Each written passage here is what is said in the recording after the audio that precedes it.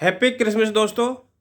आज 25 दिसंबर है और आज ईसाइयों का सबसे बड़ा त्यौहार है क्रिसमस। देखिए, क्रिसमस से जुड़ी आपको मैं एक बहुत ही रोमांचक बात बताने जा रहा हूँ। ईसाइयों का एक ग्रंथ है बाइबल। बाइबल में ईसा मसीह के बारे में उसकी 14 साल की उम्र से लेकर 30 साल की उम्र तक कुछ नहीं लिखा हुआ है। यानी वो डिसअपियर थे, गायब थे। पूरे यूरोप में किसी ने कहीं भी कुछ नहीं देखा उसको। इसलिए बाइबल में भी इस पीरियड के बारे में 14 से 30 यानी 16 साल का पीरियड जो है, इसके बारे में कुछ नहीं लिखा। लेकिन इसका खुलासा किया एक British movie director mister Kent Alwin ने। उन्होंने बताया कि 14 साल की उम्र से लेकर 30 साल की उम्र तक ईसा मसीह कहाँ थे? वो इंडिया, इस भारत में थे। और किस जगह पर थे? आध्यात्मिक गुरुओं के पास।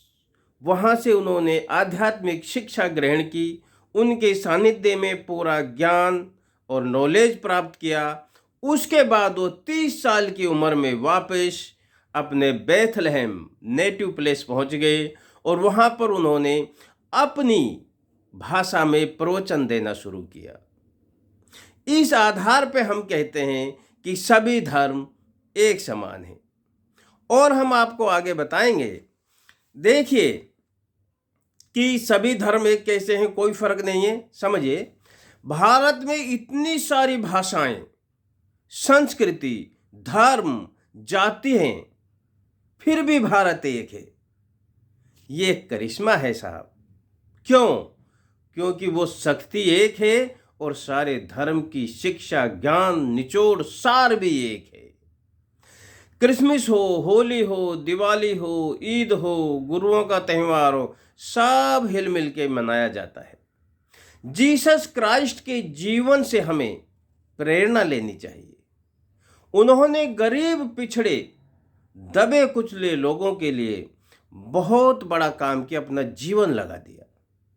उन्होंने बाइबल में लिखा है, ए मेहनत करने वाले लोगों, गुनाह के बोझ से दबे लोगों, मेरे पास आओ, मैं तुम्हें चैन प्रदान करूंगा।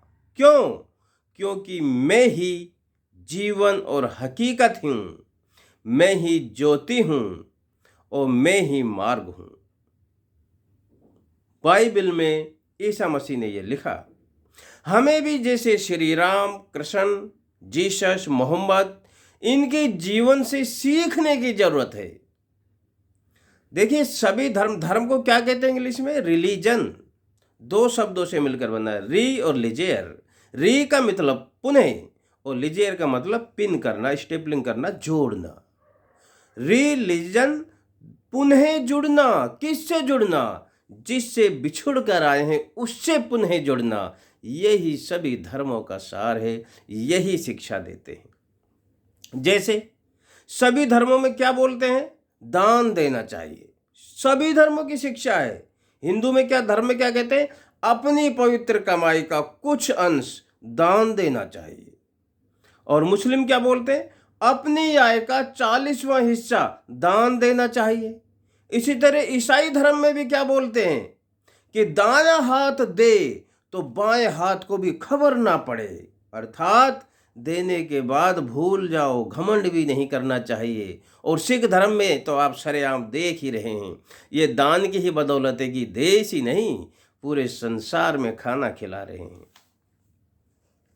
दोस्तों, ईसा मसीह के जीवन से जुड़ी सबसे जो मार्मिक कहानी है ना, जो हम कथा जो है, वो उस समय की है जब ईसा मसीह को, क्योंकि हर युग में ये सामाजिक तत्व रहे हैं, जब ईसा मसीह को राजा से शिकायत करके क्रोस पर चढ़ाकर उसके शरीर में कीलें ठोकी गई थी।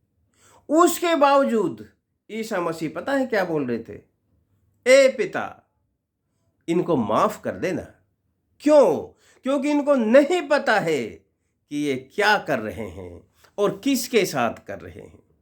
उन्होंने बाइबल में लिखा कि मैं और मेरे पिता एक हैं। मैं पिता में हूँ, पिता मुझ में है। यदि आपने मेरे को पहचाना होता तो मेरे पिता को पहचान लेते। बिना मेरे जरिए, ईसा मसीह जी बोल रहे हैं, बिना मेरे जरिए कोई भी मेरे पिता के पास नहीं पहुंच सकता। इतना बड़ा फेस्टिवल है ये हैप्पी क्रिसमस का। दोस्तों, बाइबल में लिखा है word is a god, God is a word, यानी शब्द ही ईश्वर है और ईश्वर ही शब्द है। 2.5 अक्षर प्रेम का, पढ़े सो पंडित होए। अरे पोथी पढ़ पढ़ जग मुआ, पंडित भया न कोई। 2.5 अक्षर क्या है? शे बै दे। यही 2.5 अक्षर है जो बाइबल में लिखा है। प्रेम, प्यार की भाषा, सभी धर्मों में प्यार को सिखाया गया है और इस प्यार से ही आप परमात्मा को पा सकते हैं। सूफी मत में इस प्रेम को प्रेम और प्रेमिका, प्रेम ईश्वर को और प्रेमिका ये जीव आत्मा है जो प्यार करते, प्रेम प्रेमिका के प्यार को दिखाया गया है। संत मत में पति और पत्नी के प्यार को दिखाया गया है। सनातन धर्म में सेवक और स्वामी के नाम से जाना जाता है और ईसाई धर्म में इसको पुत्र और पिता के रूप में जाना जाता है।